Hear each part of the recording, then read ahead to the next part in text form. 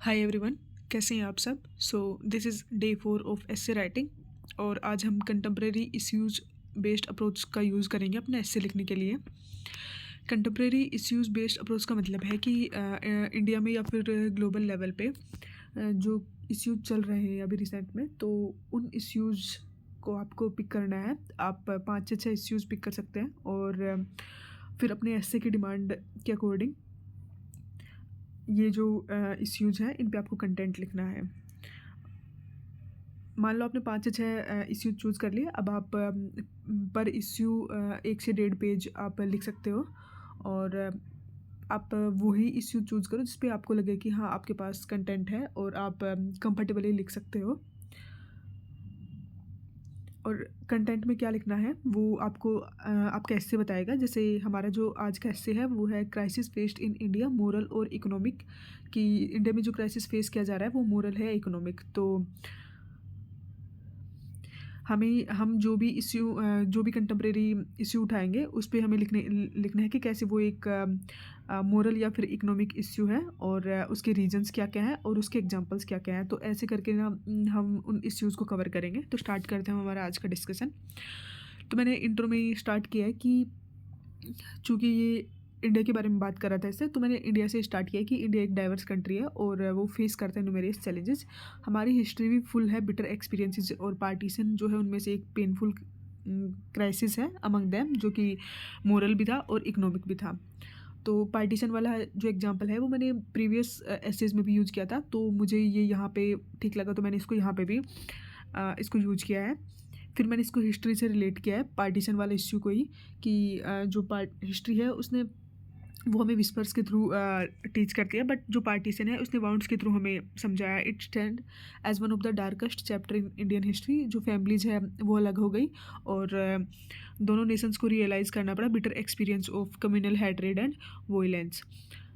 जो पार्टीशन है वो ना केवल एक मोरल क्राइसिस था, क्योंकि मोरल क्राइसिस कैसे था, क्योंकि इसने लोगों को और उनके कल्चर्स को अलग कर दिया। और ये एक इकोनॉमिक क्राइसिस भी था, क्योंकि इसने जो बेस्ट फर्टाइल लैंड्स हैं वो डिवाइड कर दी थी हमारी कंट्री के दोनों साइड, और जो वैल्यूबल रिसोर्सेज थे उनको भी। इस चीज़ ने जो इस क्राइसिस का जो इम्पैक्ट है वो इंडिपेंडेंस के बाद भी देखा जा सकता है in terms of both moral and economic terms. अब ये तो हमारा हो गया इंट्रो प्लस हिस्ट्री वाला पार्ट, जहाँ पे हमने दिखाया है कि कैसे जो पार्टीशन है वो मोरल और इकोनॉमिक दोनों है। अब हम जो मेन बॉडी है उस पर आते हैं। तो उसके लिए मैंने ओवरव्यू दिया है कि अब हम लोग डिस्कस करेंगे टॉपिक को with respect to various contemporary issues जो कि कंट्री फेस कर रही है, to decide whether the crisis is moral और इकोनॉमिक और बोथ। की जो भी इश्यूज हम लोग कवर करने वाले हैं वो मोरल है या इकोनॉमिक है या फिर दोनों है। तो मैंने स्टार्ट किया मोरल क्राइसिस से, और मैंने एग्जामिनर को बताया कि मैं अब मोरल क्राइसिस इसे स्टार्ट कर रही हूँ जो कि सोसाइटी करंटली फेस कर रही है, और करप्शन उनमें से एक है। तो मैंने अपना पहला इश्यू ले लिया है जो कि करप्शन है। मैंने ट्रांसपेरेंसी इंटरनेशनल का डेटा लिखा है कि as per transparency international India 86 position पे है आउट ऑफ 180 कंट्रीज, और ये डेमोन्स्ट्रेट कर रहा है grave challenge of corruption in our country. और जो करप्शन है वो कोलेजिव भी हो सकता है और कोयर्सिव भी हो सकता है। फिर मैंने इसके रीजंस बताए कि करप्शन के क्या क्या रीजन है। Selfish political gains, poor work culture of favouring corruption, lack of moral framework and wilful abuse of oath of office. फिर मैंने एक एग्जांपल लिखा कि रिसेंटली एक जो सीनियर लीडर है पॉलिटिकल पार्टी का, वो रंगे हाथों पकड़ा गया था, क्योंकि वो पार्टी मेंबर्स को असेंबली इलेक्शन से पहले 5 करोड़ रुपए डिस्ट्रीब्यूट कर रहा था। और ये चीज़ शो करती है moral crisis due to corruption. तो आप ये देख सकते हो कि इन 4 छोटे छोटे पैराज के अंदर मैंने करप्शन को एक्सप्लेन करने की कोशिश की है। अब जो 4th पैरा है उसके अंदर मैंने करप्शन को हमारा जो नेक्स्ट इश्यू है जेंडर इनइक्वालिटी उससे लिंक किया है, कि करप्शन और क्रिमिनलाइजेशन ऑफ पॉलिटिक्स की वजह से बहुत सारी वुमेन इंडिया के अंदर पॉलिटिक्स ज्वाइन नहीं करना चाहती हैं, जिसकी वजह से जेंडर इनइक्वालिटी का इश्यू रेज होता है पार्लियामेंट में भी और स्टेट लेजिस्लेचर के अंदर भी।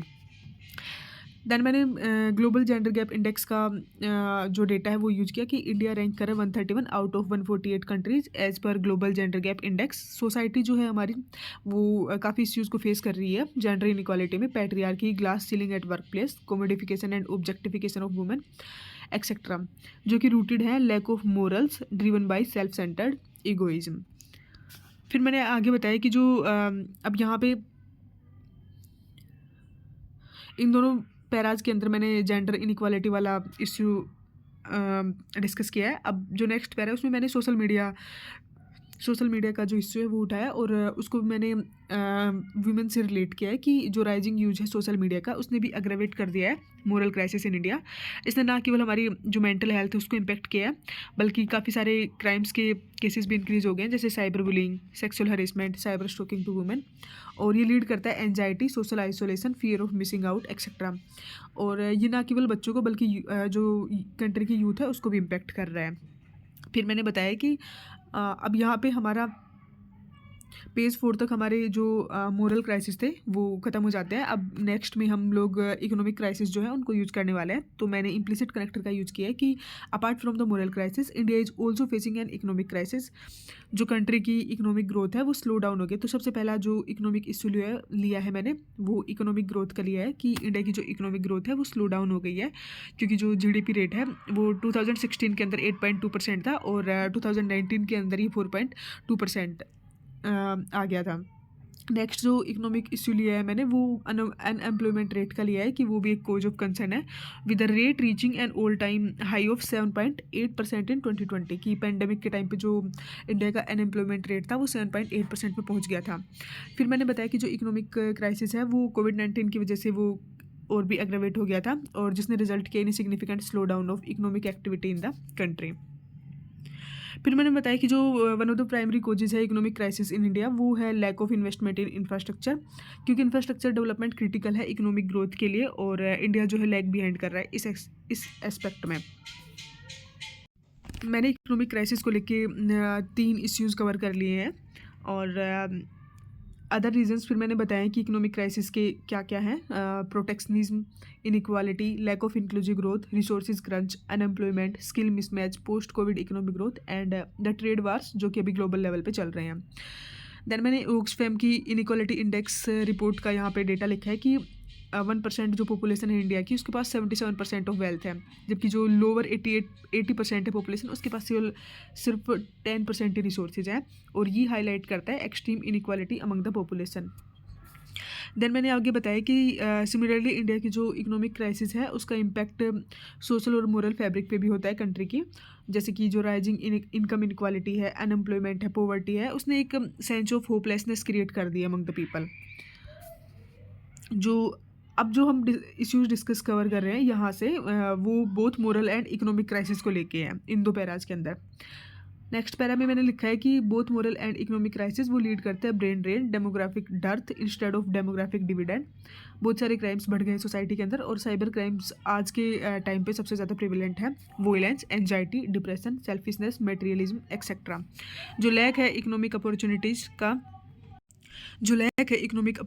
का उसने भी पुश किया है लोगों को to engage in unethical practices जैसे कि corruption in order to survive. फिर मैंने बताया कि अब आप फ्लो देख सकते हो अपने मेरे ऐसे का कि मैंने पहले मोरल क्राइसिस डिस्कस किया, फिर इकोनॉमिक क्राइसिस, देन मैंने both moral plus economic crisis discuss किया। अब मैं अदर क्राइसिस डिस्कस करने वाली हूँ कि इन दोनों के अलावा भी और क्या क्या क्राइसिस हैं। तो मैंने लिखा कि in addition to moral and economic crisis India is facing other crisis as well, जैसे कि पॉलिटिकल हो गया, लीगल हो गया, एनवायरमेंटल। पॉलिटिकल क्राइसिस कैसे अपीयर होता है in the form of corruption, criminalisation of politics, low voter percentage turnout ratio during elections, low participation of women in active politics. इसके अलावा इंडिया की जो यूथ है विद एथिकल कंडक्ट वो भी ज्वाइन नहीं करना चाहती है एक्टिव पॉलिटिक्स को। तो ये कुछ रीजंस हैं पॉलिटिकल क्राइसिस के।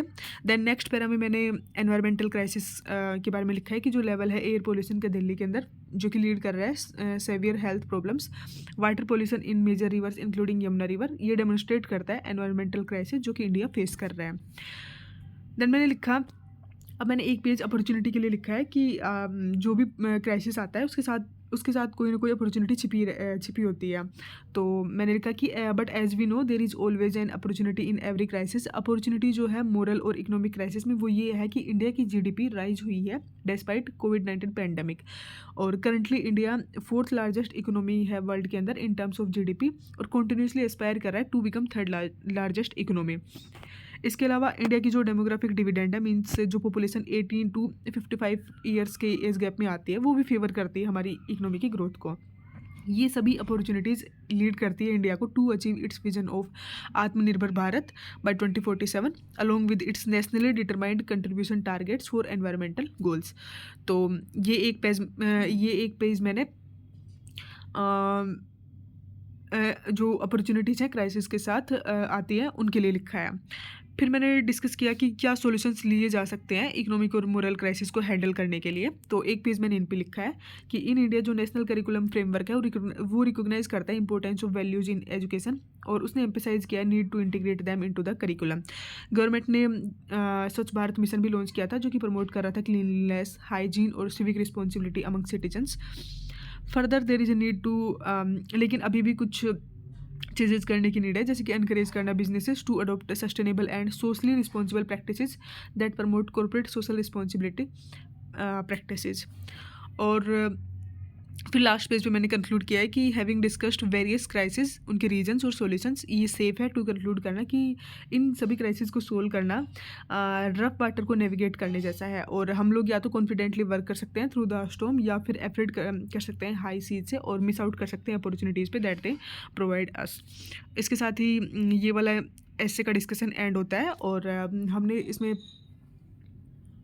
मैं इसकी समरी दे देती हूँ कि हमने आज कंटेम्प्रेरी इश्यूज़ बेस्ड अप्रोच का यूज़ किया था एस्से राइटिंग के लिए, और उसके लिए हमने जो इंडिया करेंटली जो कंटेम्प्रेरी इश्यूज़ फेस कर रहा है उनको लिया था। तो मैंने जो इश्यूज़ लिए थे वो उनको मुझे मोरल और इकोनॉमिक दोनों टर्म्स में डिस्कस करना था। तो मैंने मोरल के अंदर मैंने करप्शन लिया था, जेंडर इनइक्वालिटी लिया था, और सोशल मीडिया वाला इश्यू लिया था। देन मैंने इकोनॉमिक के अंदर अनएम्प्लॉयमेंट, इकोनॉमिक ग्रोथ, ये वाले इश्यूज़ कवर किए थे। देन मैंने दोनों मोरल प्लस इकोनॉमिक इश्यूज़ को साथ में कवर किया था, और इनके अलावा और क्या क्या इश्यूज़ अभी फेस कर रहा है इंडिया वो कवर किया। फिर हमने एक पेज इनका इंटरव्यू या फिर इसके साथ क्राइसिस के साथ जो अपॉर्चुनिटीज़ आती है उनको डिस्कस किया। देन लास्ट में हम क्या सोल्यूशन प्रोवाइड कर सकते हैं हमने उसको डिस्कस किया, और फिर हमने कंक्लूड किया। तो इसके साथ ही हमारा आज का डिस्कशन एंड होता है। अगर आप लोगों को कोई भी इनपुट देना है तो वो आप कमेंट बॉक्स में दे सकते हो, हम उसको नेक्स्ट वीडियो में डिस्कस कर लेंगे। Thank you so much.